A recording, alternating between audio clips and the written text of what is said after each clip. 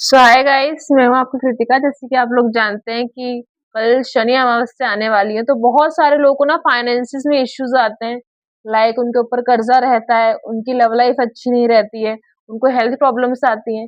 तो इसी के लिए मैं आपके साथ कुछ डिटेल्स शेयर करने वाली हूँ कि आप ऐसे कौन से उपाय कर सकते हैं शनि अमावस्या को, जिससे कि आपकी लाइफ की जो प्रॉब्लम्स है ना वो चली जाती हैं। जैसे कि आप सब लोग जानते हैं कि शनि भगवान जो होते हैं ना, आपको आपके कर्मों का फल देते हैं। तो कई बार ऐसा होता है कि जाने अनजाने में या फिर आपके कुछ पिछले जन्मों के कुछ ना कुछ कर्म होते हैं, जिसकी वजह से आपको इस जन्म में बहुत सारे दुखों का सामना करना पड़ सकता है। और दूसरी बात है, काफी सारे लोगों पे ब्लैक मैजिक होता है, आपकी तबीयत बार बार खराब होती है और वो चीजें ठीक नहीं हो पाती हैं। तो उसके लिए मैं आप लोगों के साथ ना कुछ रेमेडीज शेयर करने वाली हूँ। तो आप लोग एक काम कीजिएगा, अगर आपके घर के पास कोई भी शनि भगवान जी का मंदिर है तो आप वहां पे जा सकते हैं, आप अनुष्ठान के साथ पूजा पाठ कर सकते हैं। और दूसरी बात है, आप लोग शनि भगवान को वहां पे तेल चढ़ा सकते हैं, एक काले कलर का वहां पे आप कपड़ा चढ़ा सकते हैं। और आप खासकर ध्यान रखिएगा कि उस तेल के अंदर आपको तिल का भी इस्तेमाल करना है, तिल का भी इस्तेमाल करना है और आपको वहां पे चढ़ाना है। दूसरी बात है कि अगर आप लोगों को फाइनेंसिस में बहुत बहुत ज्यादा ही इश्यूज आ रहे हैं, अगर फाइनेंसिस में आपको बहुत ज्यादा इश्यूज आ रहे हैं, तो आप एक काम ये भी कर सकते हैं कि आप ना जब ये सारी चीजें चढ़ाते हैं ना, तब आप भगवान से पहले आप पूरे दिन आपको मैनिफेस्ट करना है और आपको शनि भगवान से मांगना है। आप लोग उपास भी कर सकते हैं। आप लोग भगवान से मानना है कि आप लोग की लाइफ में जितना भी कर्जा, जितनी भी दिक्कतें चल रही हैं फाइनेंशियल प्रॉब्लम्स को लेके, तो वो सारी खत्म हो जाए। सेकंड, अगर आपको लव लव में इश्यू आ रहा है, लाइक थर्ड पार्टी का इश्यू है, या फिर आप किसी प्रॉब्लम से बाहर नहीं निकल पा रहे हैं, डिप्रेशन से बाहर नहीं निकल पा रहे हैं, तो उसके लिए भी आप व्रत भी कर सकते हैं। और अगर आप व्रत नहीं कर सकते हैं तो आपको पॉजिटिवली मैनिफेस्ट करना है कि आपके जो पर्सन है ना वो आपकी लाइफ में वापस आ जाए, या फिर आपका जो भी कार्मिक बंधन है ना वो टूट जाए। क्योंकि कई बार जब जो कार्मिक बंधन रहते हैं ना, जब तक वो आपकी लाइफ में कंटिन्यू रहेंगे ना, तब तक सारी चीजें ठीक नहीं हो पाती हैं। तो आप वो सारी चीजें मांग सकते हैं। तो शनि भगवान, जैसे कि आप जानते हैं, तो आपके जो कर्म रहते हैं ना वो कट जाते हैं। अब यहाँ पर लास्ट में हम लोग शेयर करेंगे जिन लोगों के भी एक्चुअल में कुछ लोग ऐसे रहते हैं ना जिनकी ओवरऑल लाइफ में प्रॉब्लम्स और काफी सालों से प्रॉब्लम्स रहती है, जो कि खत्म नहीं होती। अब मैं आपको ये बताऊंगी कि सिर्फ शनिवार, जो भी शनि अमावस्या है, इसमें ही आपको इतने सारे बेनिफिट्स क्यों मिल सकते हैं। अब मैं आपको इसका भी सोल्यूशन बताऊंगी, बिकॉज शनि अमावस्या साल की सबसे बड़ी अमावस्या है और इस दिन आप शनि भगवान को बहुत आसानी से प्रसन्न कर सकते हैं। आपको साल में एक दिन मिलता है, तो इस दिन को आप बहुत अच्छे से यूज कर सकते हैं, इस्तेमाल कर सकते हैं। पूरे अनुष्ठान के साथ आपको विधि विधान के साथ पूजा करनी है, आप उपास कर सकते हैं। एक बात मैं आपको और बताऊंगी, आपको किसी की भी चप्पल नहीं पहननी उस दिन।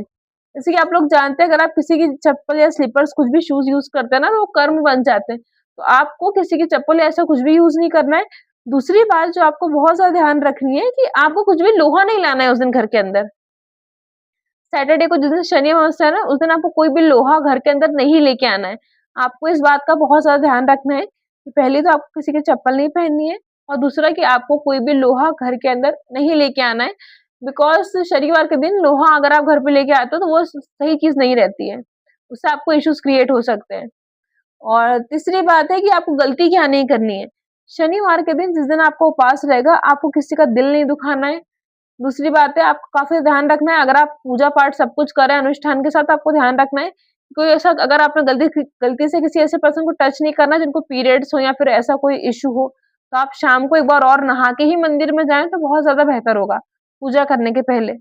दूसरी बात है कि आजकल मैं आप लोग को और भी चीज़ें शेयर कर देती हूँ, आप लोग जो नॉर्मल चीज़ें खा लेते हैं ना, उनमें एक्चुअल में एग या ऐसी कोई ना कोई चीज़ इंक्लूडेड रहती है, जो वेज नहीं रहती है। तो अगर आपका उपवास है तो आप ट्राई कीजिए कि आप फ्रूट्स ही खाएँ, आप और कोई दूसरी चीज़ नहीं खाएँ। अगर आपका उपवास नहीं भी है तो आपको ये बात ध्यान रखनी है कि आपको मीट, एग्स, इन सारे प्रोडक्ट से आपको दूर रहना है। आपको इन चीज़ों को नहीं खाना है, आपको इन बातों का खासकर ध्यान रखना है।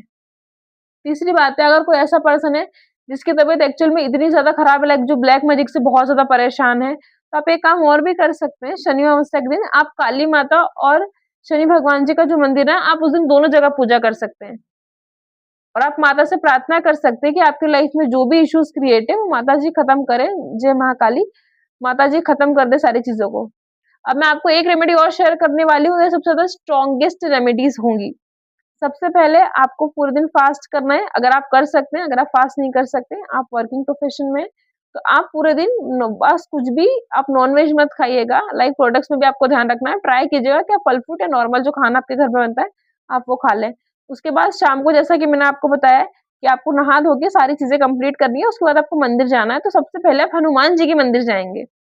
उस दिन शनिवार के दिन सबसे पहले आपको हनुमान जी के मंदिर जाना है। हनुमान जी के मंदिर जाके वहां पे आपको अच्छे से पूजा पाठ करनी है। वो सारी चीजें कंप्लीट करने के बाद आप वहां पे हनुमान चालीसा पढ़ सकते हैं। हनुमान चालीसा पढ़ने के बाद आपको बजरंग बाण का पाठ करना है। और पाठ करने के बाद आपको एक बात बहुत ज्यादा ध्यान रखनी है कि आपको 11 बार राम जी का नाम लेना है। ओके, तो जैसे कि मैंने आपको बताया कि उसके बाद आपको 11 बार राम जी का नाम लेना है। उसके बाद आपको अब मैं एक छोटी सी कहानी भी बताने जा रही हूँ।